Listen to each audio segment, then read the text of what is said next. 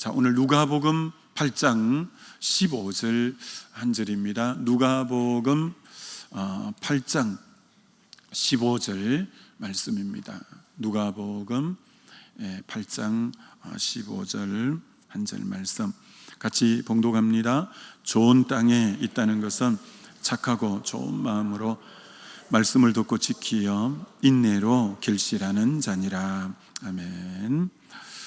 들을 귀 있는 자라는 제목으로 말씀 증거하고자 합니다. 오늘 말씀에는 좋은 땅에 있다는 것은 착하고 좋은 마음으로 말씀을 듣고 지키어 인내로 결실한 자다. 말씀을 듣고 지키었다. 이렇게 오늘 본문은 나와 있는데, 마가복음에는 이렇게 안 나와 있고 이렇게 나와 있습니다.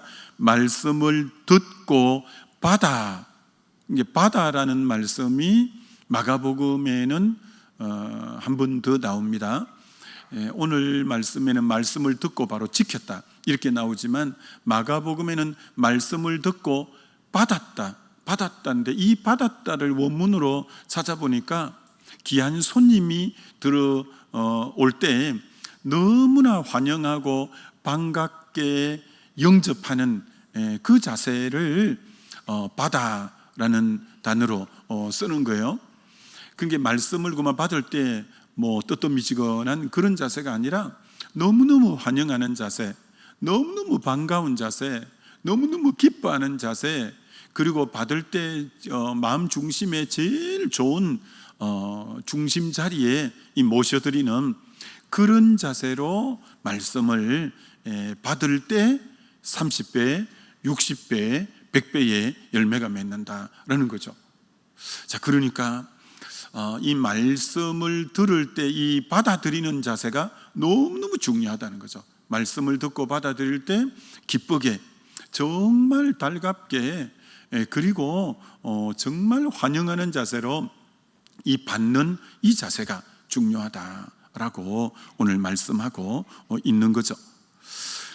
그래서 항상 저는 말씀을 묵상할 때 먼저 하나가 딱 그렇게 마음에 탁 다가오면 그 다음 이제 하나를 놓고 전체를 묵상하는 습관이 제게는 있는데, 그럼 성경에서 이렇게 말씀을 들을 때 그렇게 기쁘게 받아들이고 그렇게 환영해서 받아들이고, 그래서 온 중심으로 달갑게 중심의 자리로 모셔드리는 그렇게 말씀을 받은 분들이 누가 있는가를 창세기부터 계시록까지 한번 가만히 눈을 감고 생각해 볼 때, 여러분, 성경이 그렇게 말씀을 기쁘게 받아들인 그런 경우가 어디 여러분 있을까요? 맨 먼저 생각난 것이 데살로니가 이 교회, 데살로니가 전서 2장 13절에 보면 이들이 말씀을 어떻게 받아들였다고 하느냐, 이렇게 받아들였다는 거예요. 너희가 우리에게 들은 바 하나님의 말씀을 받을 때, 그들이 바울이 말씀을 전할 때, 말씀을 받을 때 어떻게 받았다고 하냐면은 사람의 말로 받지 아니하고 하나님의 말씀으로 받음이니, 이렇게 말씀합니다. 하나님의 말씀으로, 사람의 말로 안 받고 하나님 말씀으로 받아들였다. 그리고 또 6절로 내려가면 어떻게 말씀을 받았다고 하느냐면은 성령의 기쁨으로 말씀을 받아, 이번에는 성령의 기쁨으로 말씀을 받아들였다, 이렇게 말합니다. 데살로니가 교회는 사람의 말이 아닌 하나님 말씀으로 받아들였고 성령의 기쁨으로 말씀을 받아들였대요. 자, 그랬더니 어떤 역사가 일어났냐면, 너희가 사람의 말로 받지 않고 하나님 말씀으로 말씀을 받았으니 이 말씀이, 그렇게 받아들인 말씀이 또한 너희 믿는 자 가운데에서 역사하느니라. 자, 하나님 말씀으로 말씀을 그렇게 달갑게, 기쁘게, 반갑게 받아들였더니 그 말씀이 너희 믿는 자 속에서 역사를 한대요. 역사, 교회에서 역사라는 단어를 많이 쓰잖아요. 역사해 주옵소서, 역사해 주옵소서. 그게 뭔 뜻이에요? 그렇게 많이 쓰는데, 주님 역사해 주옵소서, 역사는 영어 성경에는 work, 일하다는 말입니다. 하나님 일하여 주옵소서, 하나님이 이 부분을 다스리고 주관해 주옵소서, 그게 이제 역사해 주옵소서라는 말인데, 하나님 말씀을 받을 때 사람의 말로 받지 않고 하나님 말씀으로 받으면 그 말씀이 너희 속에서 역사를 일으키는 거예요. 그러면 말씀을 그렇게 하나님 말씀으로 받을 때 이 말씀이 살았고 운동력이 있어 좌우의 날선 어떤 검보다도 예리하여 영과 혼과 및 간절과 골수를 찔러 쪼개는 이 히브리서 4장 12절 말씀처럼 이 말씀이 살아 운동력이 있기 때문에 병든 자에게는 치유의 역사로 살아 역사를 하고, 절망한 사람에게는 이 말씀이 하나님 말씀을 받을 때 소망으로 역사를 하고, 앞길이 막혀 있는 분들에게는 이 말씀이 임할 때 그 길들을 열어주고, 이 말씀을 하나님의 말씀으로 받을 때 말씀 자체가 우리 속에 살아 역사를 일으키는 그런 말씀이라는 거죠. 그러니 저와 여러분이 말씀을 받는 자세가 너무 중요하다는 거예요. 그러니까 사람의 말이 아닌 이 하나님 말씀으로 받으면 말씀 자체가 우리 속에 살아서 그런 역사를 일으킨대요. 자, 두 번째는 이 데살로니가 교회가 그렇게 말씀을 성령의 기쁨으로 말씀을 받았고 하나님 사람의 말이 아닌 하나님 말씀으로 받았을 때 그 교회 성도의 믿음이 어땠냐? 믿음의 역사가 있고 사랑의 수고가 있고 소망의 인내가 있는 그런 믿음의 소유자가 됐대요. 이게 믿음이 제일 균형 잡히려면 믿음, 사랑, 소망 이 세 가지가 있어야 되는데, 믿음에는 역사가 있고, 이게 믿습니다라고 말하는 게 아니라 그 믿음에 걸맞는 역사, 삶이 동반되고 행동이 동반되는 그런 믿음을 이 데살로니가 교회가 가졌고, 사랑의 수고, 사랑합니다 립 서비스만 한 게 아니라 사랑에 반드시 수고가 동반되는 그 사랑이 있었고, 소망의 인내, 이 데살로니가 교회는 뭐 새 안식일만 복음 전하고 쫓겨나온 것이니까 너무너무 핍박이 많았는데 그 핍박을 소망이 있으니까 인내하면서 다 견디는, 이게 굉장히 좋은 믿음이 됐다는 거예요. 말씀을 하나님 말씀으로 성령의 기쁨으로 말씀을 받을 때는 믿음의 역사, 사랑의 수고, 소망의 인내가 있는 믿음이 되고, 그뿐 아니라 너희 믿음이 마게도냐와 온 아가야의 믿는 자의 본이 되었다. 야, 이 교회는 말씀을 그렇게 받아들였으므로 이 믿음의 본이 마게도냐와 아가야에 전부 퍼져서 이제 본이 되었고, 그리고 마게도냐와 아가야와 온 사람들에게 믿음의 소문이 퍼져서 내가 너희에게 더 이상 아무 말도 할 필요가 없을 정도로 너무너무 잘한다는 거예요. 신앙의 본이 되고 그 믿음의 소문이 각처로 퍼져나갔다는 거예요. 그 출발점이 뭐냐? 사람의 말로 받지 않고 하나님 말씀으로 받았고, 그 말씀을 받을 때 성령의 기쁨으로 말씀을 받고, 이럴 때 그런 놀라운 역사들이 일어난다는 거죠. 그 출발점이 뭐냐? 말씀을 받아들이는 태도, 자세가 너무너무 중요하다는 거예요. 두 번째, 말씀을 그렇게 듣고 그렇게 기쁘게 잘 받아들이고 환영하면서 받아들인 게 어디 있을까 하니까 두 번째 생각난 것은 사도행전 10장 고넬료가 요바에 있는 시몬을 청했을 때, 자, 그를 맞이해서 말씀을 들을 때 첫 번째 이렇게 그를 영접했다는 거예요. 어떻게 영접했냐면, 고넬료가 베드로를 맞아 발 앞에 엎드려 절하니, 여러분 고넬료는 로마의 군인 중에 백부장의 장교예요. 지배국가의 장교예요. 로마 군인은 아주 자존심이 강합니다. 근데 거기에 장교예요. 베드로는 피지배국가의 그런 사람이에요. 마치 일본의 고급 장교가 일본 강점기 때 그 시골 목사 앞에서 엎드려서 절을 하는 그런 행위가 일제시대에 그 일본의 고급 장교가 그렇게 하기란 정말 쉽지 않은 거 아니겠어요? 근데 고넬료가 로마 백부장이면서 베드로 앞에 엎드려서 그렇게 절을 했는데, 어느 정도로 절을 했냐면 베드로가 그를 일으키면서 나도 사람이라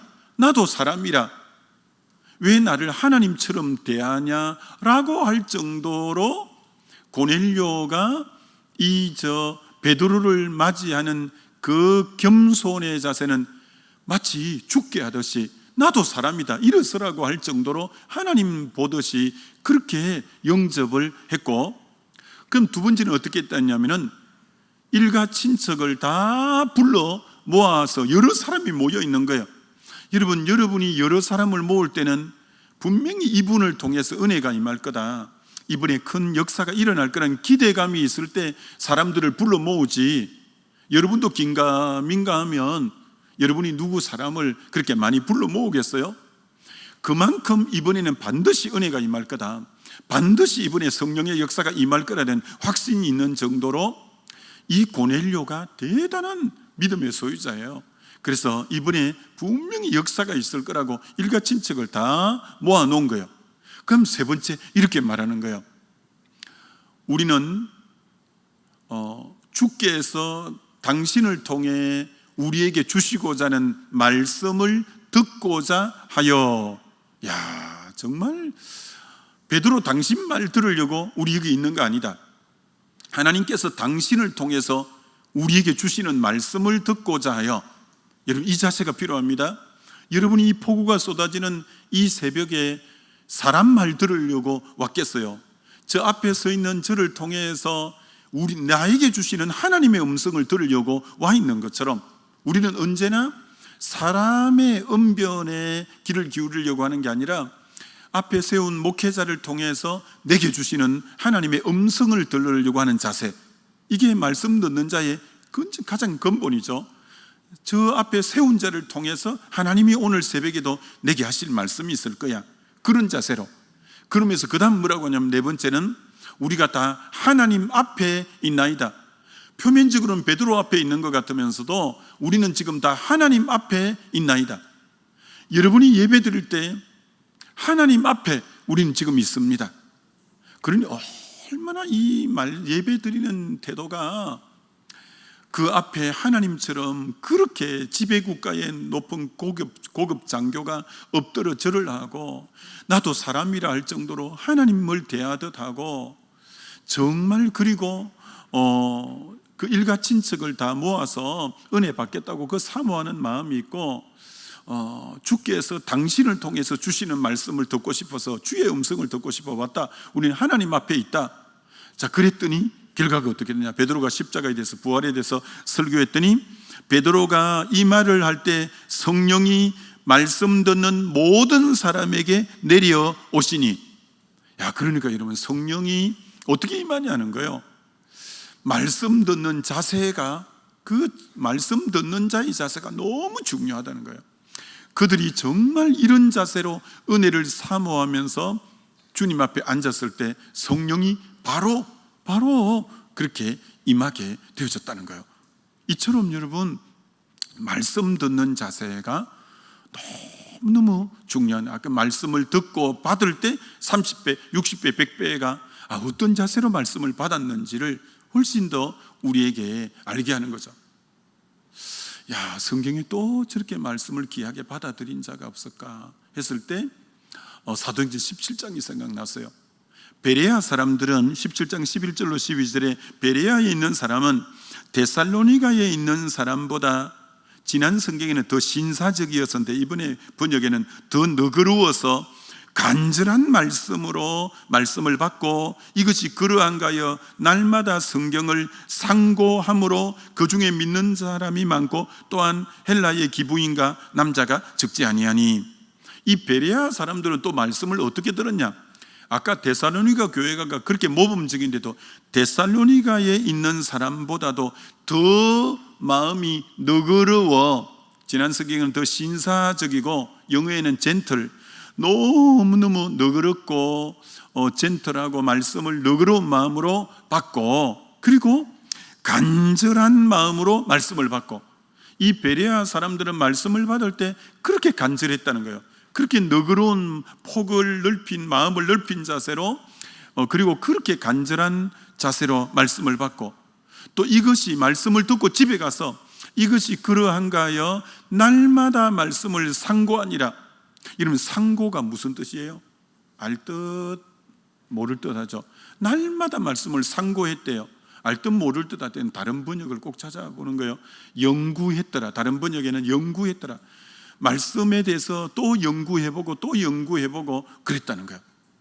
그처럼 참 여러분 신앙의 깊은 신앙으로 나가는 첫 단계가 듣는 자세라는 거예요. 말씀을 듣고 받아 그럴 때 30배, 60배 이게 받는 자세가 너무너무 중요하다라고 말할 수 있는 거죠. 여러분 사사마렵에 사무엘이 나타나잖아요. 사무엘이 나타나서 사사시대를 종식시키고 새로운 왕정시대로 가는 가구 역할을 이 사무엘이 하는데, 사무엘이 젖을 떼자마자 어머니가 성전에 갖다 바쳤어요. 근데 하나님의 음성이 그 앞에는 안 들렸어요. 말씀이 희귀했고 이상이 보이지 아니했더라. 하나님 말씀하지 않았어요. 왜? 그들이 각기 자기 소견대로 살아버리기 때문에 말씀 들을 자세가 아무도 안 돼 있기 때문에 그들 사사시대에는 주님이 말씀을 할 수가 없어요. 말씀을 누구에게 했냐? 한 번은 베셈에서 소에게 했어요. 소에게. 사람이 말씀을 안 받아들으니까 소에게 하고, 또 한 번은 누구에게 했냐? 이 지금 말귀를 잘 못 알아듣는 이제 젖대고 갖다 맡긴 사무엘에게 하는 거예요. 그래서 사무엘에게 말씀을 전했는데 하나님이 불렀는데 3번 부릅니다. 사무엘아, 사무엘아. 첫 번째 그렇게 부르니까 그가 음성이 들리는 거예요. 이게 벌떡 일어난 거예요. 그래서 엘리 제사장이 가서 할아버지 저 불렀습니까? 하니까 안 불렀다. 또 조금 있다가 사무엘아, 사무엘아. 또 가서 불렀으니까 안 불렀다. 3번째 또 그래서 그때 이제 엘리가 알아차렸잖아요. 너 다시 하나님이 부르시거들랑 이렇게 말씀해라 하고 보냈어요. 드디어 4번째 사무엘에게 사무엘아, 사무엘아 부르는 거예요. 그때 사무엘이 이렇게 반응합니다. 말씀하옵소서, 주의 종이 듣겠나이다. 이렇게 딱 합니다. 이 자세가 너무너무 필요한 거예요. 여러분이 말씀을 들을 때마다 말씀하옵소서, 주의 종이 듣겠나이다.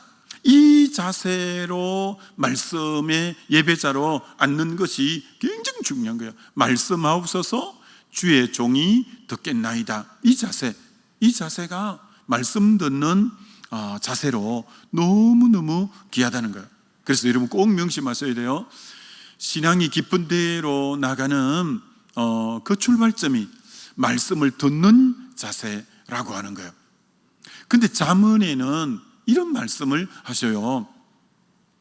미련한 자는, 잠언 18장 2절에 미련한 자는 명철을 기뻐 아니하고 자기 의사를 드러내기만 기뻐하느니라. 미련한 자의 특징이 뭐냐면 안 들으려고 한다는 거예요. 그리고 자기 의사만 드러내는데 급급하다는 거예요. 이는 꼭 명심하세요. 명철한 자는 듣는 자라는 거예요. 미련한 자는 안 듣고 자기 의사만 드러낸다는 거예요. 우리는 명철한 자가 되어야 안 되겠어요? 명철한 자의 특징이 뭐냐? 듣는 자세가 되어 있다는 거예요. 미련한 자의 특징이 뭐냐? 자기 의사만 계속 말하지 안 들으려고 하는 거예요. 안 들으려고 하는 거예요. 그게 미련한 자라고 말씀하고 있는 거예요. 요새 대학, 여러분 사립대학은 더 그렇고 수백만 원입니다. 이 등록금이. 그렇게 자녀를 좋은 대학에 또 비싼 수백만 원의 등록금을 지불하고 얘가 학교에 갔는데, 그 교수님이 그렇게 유능한 분인데, 물론 교수법이 좀 이렇게 명쾌하지를 않고 실력이 뛰어나고 참 귀한 분인데 이 교수법이 조금 그래요. 얘가 자기 자녀가 그 과목이 너무 중요한 과목인데 첫 시간에 수업을 듣더니 아이고 내라도 저렇게는 하겠다, 그렇게 애가 생각하고 그때부터 교수님을 무시하더니 그 수업은 하나도 교수님의 그 귀한 명철과 지식이 이 애에게는 하나도 안 들리는 거예요. 왜? 무시를 해버리는 순간 그 비싼 값을 치르고 지금 이제 대학에 들어가도 교수를 무시하는 순간 그 말씀은 내게 하나도 안 들어오는 거예요. 굉장히 명철한 남편하고 결혼했는데 그 남편을 이 아내가 무시하는 순간부터 남편의 지혜로운 말은 아내에게 하나도 안 들리는 거예요.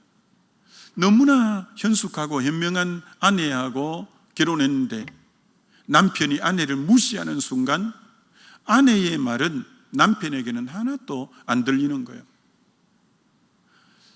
목회자를 무시하는 순간 은혜 받는다고 다 말해도 한마디도 안 들리고 냉랭한 거예요. 여러분, 참 이 부분에 들을 기가 막히는 것처럼 불행한 건 없죠. 그러니까 주님이 언제나 그 계시록 2장 3장 7교회에게 말씀을 해놓고 꼭 마지막에 들을 기 있는 자는 들으라. 주님이 비유를 해놓고 들을 기 있는 자는 들으라. 그러니까 기가 없으면 예수님이 오셔서 하시는 말씀도 바리새인과 서기관에는 한마디도 안 들어간 거예요. 그러니까 기가 닫히는 것처럼 불행한 게 세상에 없는 거죠. 그러니까 계시록 2장 3장 7교회에 이기는 자는 누구냐? 성령이 교회에게 하는 말씀이 들리면 이기는 자로 갈 수가 있는 거예요. 그러나 안 들리면 이기는 자로는 못 가는 거예요. 이기는 자로는 못 가는 거예요. 그래서 이 들을 수 있다는 것처럼 이 귀한 것이 세상에 없다는 거예요. 중세 시대가 사실 1000년을 구가하거든요. 굉장히 오랜 기간인데 중세 시대를 우리가 알다시피 암흑기라고 하는 거예요. 암흑기. 왜 중세 시대가 암흑기가 됐을까? 일반 성도들이 성경을 볼 수가 없었어요. 사제들이 라틴어로 된 성경을 주문 외우듯이 하고 일반 성도들은 전혀 말씀을 들을 수가 없었던 거예요. 근데 마틴 루터가 종교개혁을 어떻게 성취하느냐 하면은 일반 상인들이 쓰는 독일어, 고급 귀족들이 쓰는 독일어가 아닌 일반 시장통에서 쓰는 일반인들이 쓰는 독일어로 성경을 먼저 번역해서 그걸 먼저 일반인들에게 퍼뜨린 거예요. 성경을 이제 일반 독일 사람들이 읽으면서부터 루터가 종교개혁을 할 때 그들이 힘이 되어서 결국은 종교개혁이 성취가 된 것처럼 말씀이 들려질 때 그 다음 종교개혁이 됐지만 중세가 1000년을 구가하지만 아무 암흑기가 됐던 것은 말씀을 라틴어로 하니까 들을 수가 없었던 거예요. 그러니 다 영적으로 잠들 수밖에 없는 거죠. 이런 말씀을 안 들으면 시편 81편 11절에 이런 말씀이 있는 거예요. 내 백성이 내 소리를 듣지 아니하며 이스라엘이 나를 원치 아니하였도다. 그러므로 내가 그 마음에 강팍한 대로 버려두어 그 임의대로 행케 하였도다. 하나님의 말씀을 이스라엘 백성이 내 소리를 듣지 아니했다는 거예요. 말씀을 안 들으니까 하나님이 어떻게 했냐? 마음이 강팍한 대로 버려두어. 이 버려둔다는 게 로마서 1장에 두세 번 나오는 말씀인데 신학적 용어로 유기, 하나님이 포기한다는 거예요. 내버린다는 거예요. 그러니까 하나님이 버리는 것처럼 불행이 세상에 불행은 아무리 세상에 타락하고 해도 하나님이 안 버리면 소망이 있잖아요. 근데 하나님이 버리는 자가 누구냐? 하나님 음성을 안 들을 때 강팍한 대로 내어 버려두사 그 다음 어떻게 사냐? 그럼 그들이 하나님 음성 못 듣니까 그들의 임의대로 살았다는 거예요. 임의대로, 언제 임의대로 살았냐? 사사기 때 임의대로 살았어요. 자기 소견에 오른 대로. 그래서 그때가 약 400년 동안 암흑기가 된 이유가 그래서 암흑기가 되고 인생이 그렇게 블레셋이 쳐들어와 40년, 가나안이 쳐들어와 20년, 어디 쳐들어와서 몇십, 그렇게 어렵게 힘들게 산 이유는 말씀을 안 들으려고 한 거예요. 이게 강팍한 대로 그대로 내어 버려둔 거예요. 그리고 그들은 임의대로 행한 거예요. 그게 망하는 길로 가게 된 거예요. 여러분, 성경에는 화를 내지 말라고 하죠. 여러분, 왜 화를 못 내게 할까요? 그럼 물론 사단이 틈을 타기 때문에 그렇기도 한데, 여러분이 뭐 부부 싸움도 해보고 여러 가지 화를 내봤잖아요. 화를 내는 순간 내 말만 쏟아내지 들으려고 안 할 때가 화내는 순간이에요. 여러분이 화를 내는 순간은 절대 상대방 말이 귀에 안 들어와요. 그때는 내 말만 해요. 그리고 화낼 때는 말을 최대한 줄이는 게 지혜예요. 왜? 화낼 때 쏟아내는 말들은 막말이 많아요. 화가 났으니까. 그러면 나중에 화가 가라앉고 다시 이성이 제자리로 찾아올 때는 두고 화날 때 한 말은 다 나중에 맨정신이 돌아왔을 때는 다 후회하는 말이에요. 아유, 그때 왜 내가 그런 말을 했나? 아유, 그때 내가 왜 그런 말을 했냐? 이게 여러분은 화를 내는 순간 듣는 귀가 딱 닫혀버려요. 닫혀버릴 뿐 아니라 그때 쏟아내는 말은 다 막말을 쏟아내요. 그럼 나중에 다시 화가 가라앉고 이성적인 맨정신이 돌아왔을 때 화내서 하는 말은 전부 후회 막급한 말이에요. 그러면 하나님도 그 말을 들었기 때문에 너 말이 내 귀에 들린 대로 내가 시행하마. 이런 말은 무서운 겁니다. 말은 무서운 겁니다. 너가 무슨 무익한 말을 해도 심판날에 네 말로 네가 의롭다함을 받고 네 말로 네가 심판을 받으리라. 이게 여러분이 가장 지혜가 뭐냐? 우리가 뭐 어떻게 사람이 감정을 가졌기 때문에 화낼 수 있겠어요? 화낼 수 있어요. 화낼 때는 여러분이 기본 지혜가 뭐냐? 최대한 말을 줄이자. 화낼 때는 말을 할수록 손해인 거예요. 막말을 쏟아내는 거예요. 그리고 여러분이 화를 내는 순간 상대방 말은 귀에 안 들어오게 돼 있어요. 그럼 못 듣는, 아까 미련한 자는 안 듣는다 했거든요. 그러니까 여러분이 정말 이런 부분이 필요한 거죠. 그럼 언제 우리가 말을 해야 되냐? 골로새서 4장 6절 이렇게 말하잖아요. 너희 말을 항상 은혜 가운데 소금으로 맛을 냄과 같이 하라. 그리하면 각 사람에게 마땅히 대답할 것을 아리라. 말은 은혜 가운데서 하래요. 은혜가 있을 때 은혜 속에서 한 한마디는 다 이제 각 사람에게 마땅하게 할 생명의 말씀을 했기 때문에 그게 다 복이 되는 말씀이라는 거예요. 여러분은 알아차려야 돼요. 은혜가 좀 식었다 싶을 때는 최대한 말수를 줄여야 돼요. 이게 아까 화날 때, 그리고 은혜가 식을 때는 말을 할수록 손해예요. 말을 할수록 밑빠진 독에 물 붓기예요. 그거는 화를 끌어당기는 거예요. 그러니까 화가 났다. 그럴 때 화난 자세로 카톡도 마찬가지예요.